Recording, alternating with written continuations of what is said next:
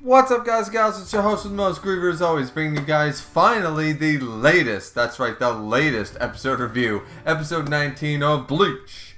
1,000-Year Blood War, covering the last of volume 63 already. I'm telling you guys, and even though this is where the animation budget definitely did its job, I think we can all acknowledge that, can't we?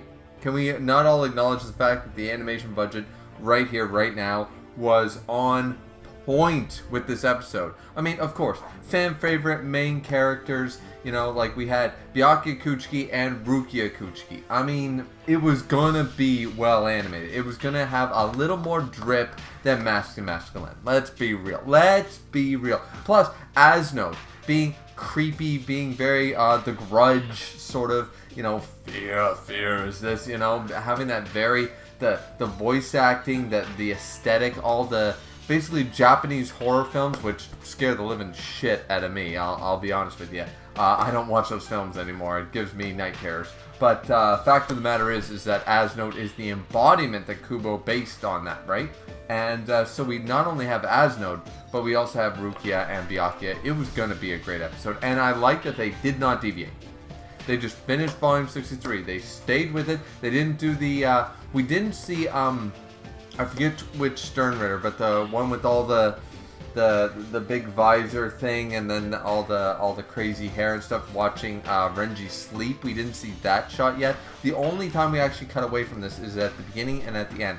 The beginning actually completes our sort of, now we're caught up to the Ichigo timeline. Ichigo calls Urahara and says, like, I'm leaving the Royal Palace, I'll be there, wait till I get there, sort of idea. So we get the same scene that was in this volume. I believe it was earlier in the volume or in the last volume, but regardless, Ichigo has finished his Royal Palace training and he's going forth. I'm a little disappointed in a way that we didn't get a better explanation. Maybe it'll happen later, like we'll sort of explain what exactly was going on with all the filler, ask him walking through the Torii gates, figuring out all the vessel shit, Ichibe's training sort of idea. Maybe we'll get a better explanation, a little more. Ichigo will talk about it later. I feel like we deserve that or need that. Like, it's cool to see, but if we don't get an explanation for it, it's still going to leave us with more questions than answers. So hopefully that's explained. But yeah, he's in all the drip. He's got all his drip. He's ready to go. He jumps forth. It's the same scene from the manga, no big deal. And then the end scene, of course, of this episode is the end of volume 63, which is, of course, we have Isane and yeah, Chiru up against what is his name? The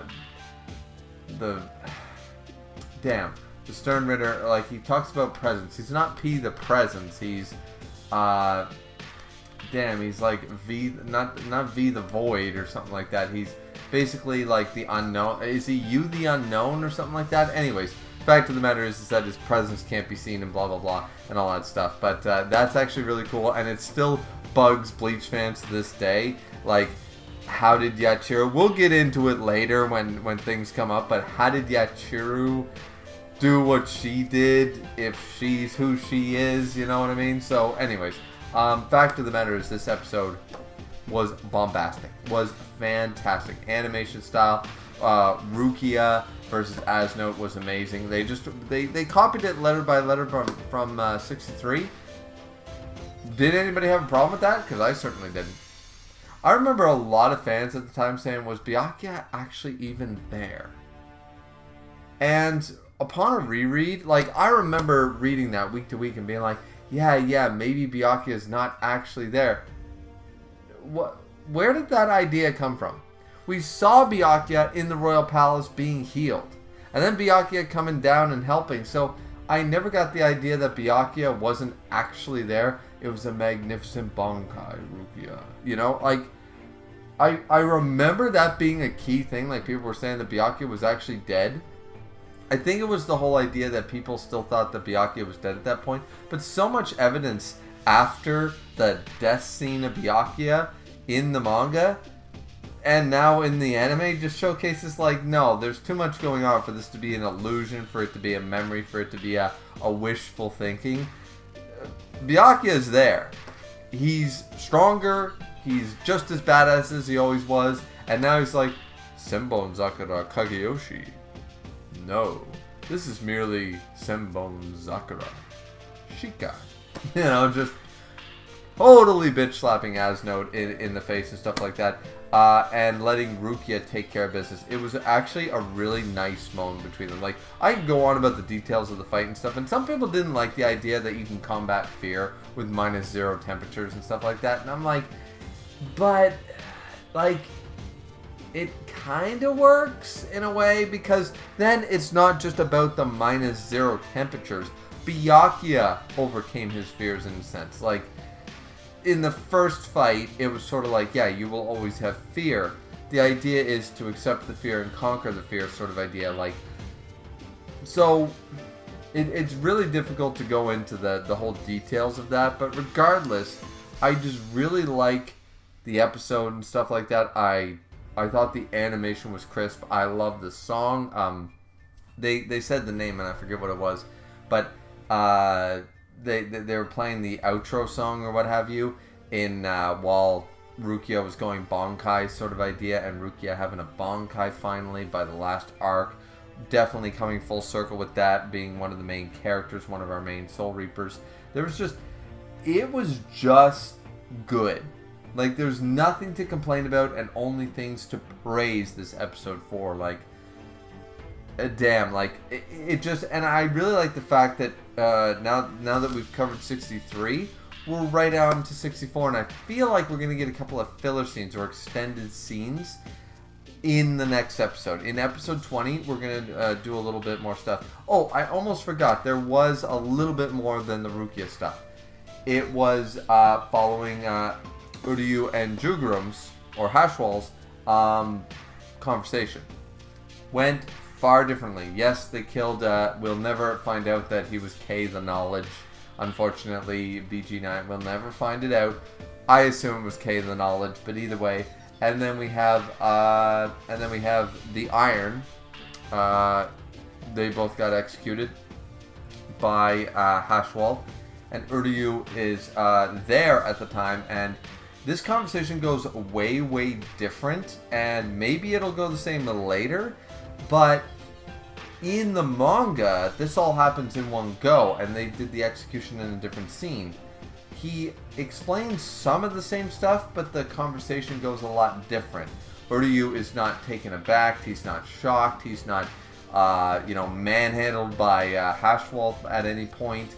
It's a very different conversation, though some things are left silent. Maybe speaking about the fact that His Majesty, Yuha Bak, or Yuha, would, his original translation was Yuha Bak, so that's what I go with sometimes. But Yuha would return if he doesn't continuously absorb powers and souls and stuff like that. He'll go back to not being able to see, move, everything like that. So it's a very selfish thing. It's very funny or ironic that all these people are willing to fight for him and he's willing to do all this damage, but really it's the most selfish desire. The whole reason he wants to do it, it might not be the whole reason he wants to do it, but the fact of the matter is that Yuha is literally like, if I stop moving forward, if I stop killing people, I'm gonna be in a wheelchair, an invalid who can't move, who can't see, who can't speak.